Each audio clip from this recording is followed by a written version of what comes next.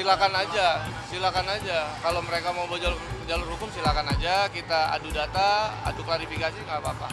Saya yang pasti akan tetap menjalankan hak saya sebagai ketua sampai memang yang ditugaskan selesai gitu. Maka ada dugaan penyalahgunaan wewenang ya. Saya nggak mau tahu ikut campur ya masalah internal mereka ya.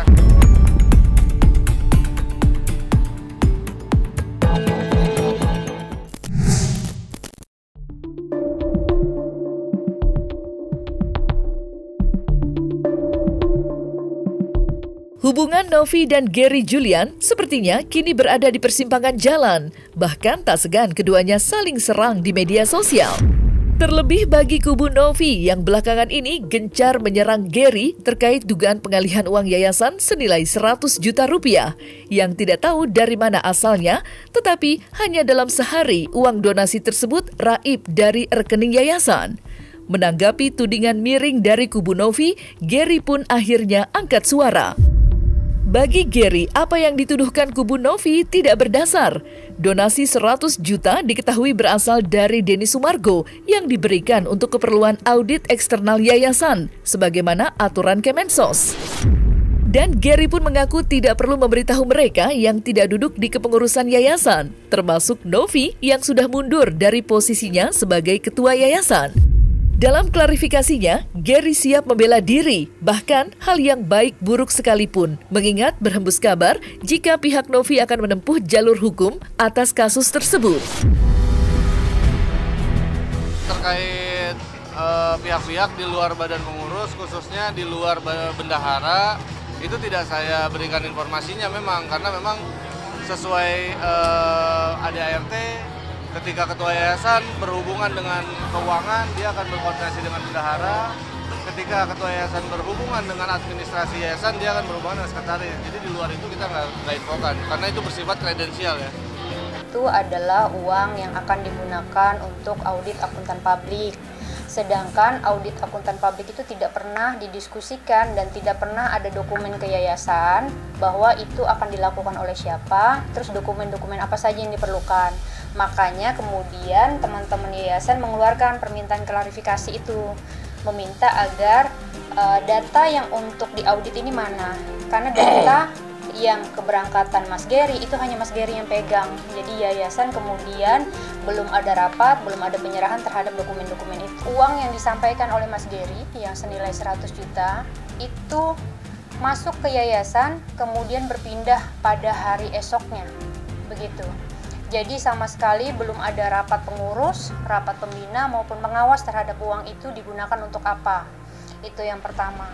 Kemudian Mas Gary menyatakan bahwa bendahara tahu, terus kemudian yayasan juga tahu, kemudian uang itu adalah uang dari Bank Densu ya, begitu pernyataannya. Kami sampaikan teman-teman, ini dari yayasan meminta Mas Gary mengklarifikasi terhadap uang itu, karena yayasan nggak tahu sama sekali. Jadi jangan kemudian Mas Gary sebagai ketua yayasan menyampaikan hal-hal yang tidak sesuai faktanya. Silakan aja. Kalau mereka mau jalur hukum silakan aja. Kita adu data, adu klarifikasi nggak apa-apa. Saya kembalikan ke Ibu NP, kalau memang ingin ini baik, sudah saya sebutkan, janganlah cawe-cawe ke yayasan. Kami menghalang-halangi dokumen keluar, uang itu keluar. Kami kuasanya satu, yang pertama ya, dia kan menyampaikan bahwa Teknopi yang menghalang-halangi gitu melalui kami. Itu nggak benar. Kami dapat kuasa dari organ-organ yayasan ya, pengurus, pembina, pengawas. Ini ada per 3 orang, ada 9 orang yang sah secara hukum. Ada 3 ya, pengurus, pembina, dan pengawas. Jadi 9 orang yang berada di yayasan semuanya menguasakan kepada kami gitu, kecuali Mas Gary. Kami nggak tahu ada kemudian hal apa yang sehingga Mas Gary seolah-olah ya menyudutkan pihak kami begitu. Padahal sudah sangat jelas bendahara itu bertanyanya begini kepada Mas Gary. Audit itu apakah yang diperlukan audit tahunan ataukah audit project base? Itu saja. Kalau kemudian tahunan, maka tentu bendahara harus mempersiapkan dokumen-dokumen tahunan.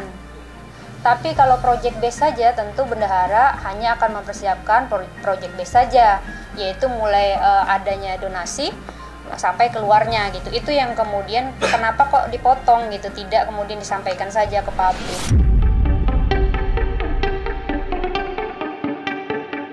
Kisruh dugaan penggelapan uang donasi senilai 100 juta yang diduga dilakukan Gary belakangan ini kian panas. Dan yang menarik, nama aktor Denny Sumargo lagi-lagi ikut terseret dalam polemik tersebut. Dan saat disinggung mengenai kisruh yang terjadi antara Gary dan Novi, mantan pebasket nasional itu enggan ikut berkomentar panjang. Berkaca dari kasus uang donasi Agus Salim yang berkepanjangan hingga melibatkan banyak pihak, membuat Denny memilih tidak ikut campur. Meski tidak memungkiri, konflik yang terjadi antara Gary dan Novi merupakan irisan dari konflik donasi Agus Salim yang dialihkan ke warga NTT beberapa waktu yang lalu. Dan apa pandangan Denny Sumargo melihat kisruh di internal yayasan seperti yang terjadi saat ini? Saya nggak mau tahu ikut campur ya masalah internal mereka ya, karena saya kemarin urusan donasinya udah beres dan urusan saya cuma di sana. Urusan internal yang lain saya pikir mereka harusnya bisa selesaikan satu sama lain lah gitu. Aduh, lu lihat sendiri kan capek banget ya ngurusnya. Gua sampai harus ke NTT, sampai ke NTT juga masih ada pro kontra. Gue juga diomongin macem-macem sama beberapa pihak ya, tahu sendiri. Dan gue nggak mau perpanjang aja. Enggak, jadi memang founder yayasan itu dalam ADART tidak ikut mencampuri pelaksanaan kegiatan kalau namanya tidak ada dalam badan pengurus. Gitu. Dan pendiri yayasan ada 3 nama, dan itu 3 nama itu masing-masing memiliki hak dan kewajiban yang sama gitu kan. Kalau mereka semua pendiri itu ingin mengelola yayasan, mereka harus masuk sebagai badan pengurus gitu. Jadi kewajiban mereka adalah hanya menerima laporan tahunan gitu, dan itu disebutkan di undang-undang yayasan. Tapi tentu ada hal-hal yang perlu disesuaikan, misalkan dana donasi ke NTT, tentu pihak yayasan nggak bisa melakukan itu karena nggak ada datanya. Sampai hari ini di bawah kepengurusan Mas Gary selaku ketua tidak pernah ada rapat pengurus yang dilakukan Mas Gary, baik itu terhadap uang yang 1,3 yang di media disampaikan bahwa itu sudah diberikan laporannya ke Kemensos dan juga ke donatur, itu nggak ada, termasuk uang yang 100 juta. Ya, kenapa perkara uang donasi ini tidak selesai-selesai sampai saat ini?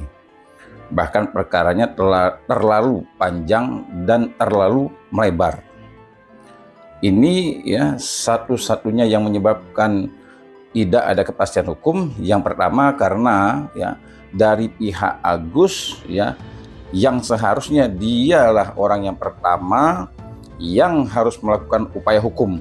Artinya pihak Agus lah yang seharusnya melakukan gugatan. Kenapa pihak Agus yang seharusnya melakukan gugatan? Karena uang donasi ini dikuasai oleh yayasan, jadi tidak mungkin yayasan melakukan gugatan.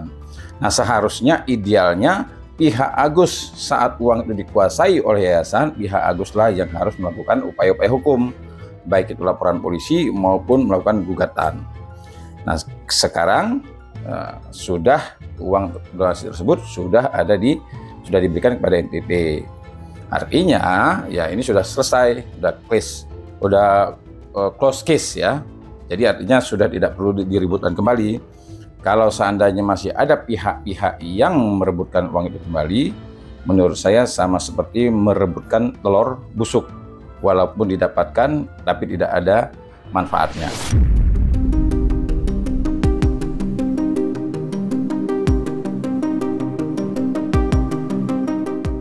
Semenjak menjadi Ketua Yayasan Rumah Peduli Kemanusiaan menggantikan Novi, tindak tanduk Gary Julian dinilai pihak internal yayasan syarat dengan kejanggalan. Bahkan Novi tidak menyangka Gary mengacak-acak yayasan. Entah untuk keperluan apa, dugaan itu semakin menguat lantaran sampai dengan hari ini Gary belum mengadakan rapat dengan pihak yayasan, juga belum membuat laporan apapun, termasuk kegiatan donasi untuk warga NTT yang dilakukannya bersama Denny Sumargo. Lebih memprihatinkannya lagi, yang membuat pihak yayasan tidak terkecuali Novi yang dibuat meradang, Gary diduga melakukan penggelapan donasi senilai 100 juta rupiah. Ajaibnya, uang donasi 100 juta hanya berpindah 1 hari dari rekening yayasan. Sontak saja, semua hal yang mencurigakan yang dilakukan oleh Gary sebagai ketua yayasan mengundang tanya. Untuk apa dan siapa Gary melakukan itu, hingga membuat gaduh di internal yayasan sendiri? Ya, pihak yayasannya yang mana gitu, karena saya berkoordinasi dengan masing-masing individu dan bahkan WA grupnya pengurus yayasan. Saya tanyakan siapa yang membuat surat ini itu, mengerti nggak substansinya? Nggak ada yang menjawab. Siapa yang tanda tangan di sini, betulkah tanda tangan atau tidak? Tidak ada yang menjawab. Jadi kalau saya lebih senang berkomunikasi itu secara langsung gitu kan, bukan melalui gitu. Jadi karena mereka juga tidak ada tanggapan, tidak ada jawaban, dan beberapa pun ada yang berkomunikasi secara japri kepada saya dan menyatakan tidak pernah ikut tanda tangan, tidak mengetahui isi surat. Nah itu bisa saya duga ada hal-hal yang memang terjadi di situ gitu kan. Itu aja sih. Klarifikasi itu tidak dia lakukan sehingga menghambat nanti audit akuntan publik, maka ada dugaan penyalahgunaan wewenang ya. Kami sangat menyayangkan kalau kemudian Mas Gary tidak mampu membedakan kedudukan Mas Gary sebagai perseorangan maupun sebagai ketua yayasan. Kalau sebagai perseorangan itu boleh-boleh saja, mau ngomong apa saja boleh saja, bertindak untuk atas dirinya boleh saja, tapi kalau sebagai ketua yayasan, maka penting kemudian adanya koordinasi-koordinasi dengan 9 pengurus lainnya yang ada di yayasan. Ini yang tidak pernah terjadi sampai hari ini. Jadi kami tekankan teman-teman, semenjak Mas Gary menjadi ketua yayasan, sampai hari ini tidak pernah ada rapat pengurus yayasan yang dilakukan oleh Mas Gary. Sehingga kemudian pihak yayasan merasa Mas Gary bertindak atas namanya sendiri, bukan kemudian membawa nama yayasan begitu. Ini yang dimaksud oleh pendiri ya yayasan, yaitu Teknopi. Kenapa Mas Gary setega itu mengacak-ngacak yayasan? Artinya, semenjak Mas Gary kemudian menjadi ketua yayasan, hal-hal yang tidak diarahkan atau tidak melalui surat penunjukan kepada Mas Gary itu dia lakukan gitu. Bagaimana kemudian pihak yayasan nggak nyuruh nih nyari ibu korban, terus karena anaknya aman di yayasan, dan ada dokumen yang kemudian ibunya itu menyerahkan ke yayasan untuk dirawat. Kemudian pihak Polres Metro Bekasi juga menyampaikan bahwa tidak ada masalah apapun terhadap ibu korban ini. Tiba-tiba di media Mas Gary berstatement bahwa dia diminta untuk membuat sayembara, gitu teman-teman. Makanya kami penting mengklarifikasi itu ya Pak, ya, ke Polres. Kami sampaikan apakah benar ada sayembara. Polres Metro Bekasi menyampaikan tidak pernah ada sayembara. Yaitu terkait dengan Gary yang konon katanya mengambil uang dari yayasan senilai 100 juta. Jadi ini akan menimbulkan permasalahan yang baru. Apalagi konflik ini muncul antara Gary sama Novi ya. Ini kalau menurut saya kurangnya ya, karena saya dulu pernah menjadi penasihat hukum Novi ya, yang menurut saya sekarang saya sudah selesai nih. Saya sebagai praktisi hukum saja menyimpulkan bahwa dari pihak Novi memang saya katakan minimnya komunikasi. Ya, saya mengamini apa yang disampaikan oleh Pak Irjen Pol Purnawirawan Pak Riki Sitohang ya. Memang minim sekali komunikasi dari pihak Novi. Ini yang menyebabkan, yang menimbulkan ya permasalahan baru yang muncul di pihak yayasan.